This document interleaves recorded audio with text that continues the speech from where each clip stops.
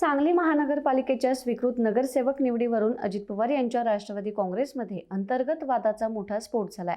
पक्षाचे ज्येष्ठ नेते दिगंबर जाधव यांनी गटनेते मैनुद्दीन बागवान यांच्यावर गंभीर आरोप करत स्वीकृत सदस्य पदासाठी मोठी आर्थिक देवाणघेवाण झाल्याचा दावा केलाय।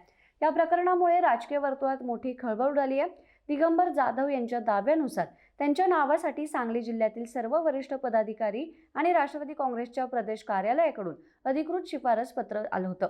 असं असतानाही गटनेते मैनुद्दीन बागवान यांनी पक्षश्रेष्ठींचा आदेश डावलून ऐनवेळी दुसऱ्या नावाचा प्रस्ताव दिला।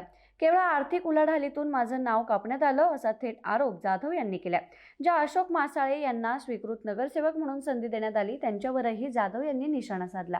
मासाळे यांनी राष्ट्रवादी आणि काँग्रेस अशा दोन्ही पक्षांकडे अर्ज केला होता। त्यांचा पक्षाशी कोणताही जुना किंवा थेट संबंध नाही। अशा व्यक्तीला संधी देऊन निष्ठावान कार्यकर्त्यांवर अन्याय केल्याची भावना जाधव यांनी व्यक्त केली आहे। मोठी आर्थिक उचल घेऊन आपलं नाव कापलं गेल्याची चर्चा महापालिका वर्तुळात सुरू असल्याचं सांगत त्यांनी बागवान यांच्यावर कारवाई करण्याची मागणी केली आहे।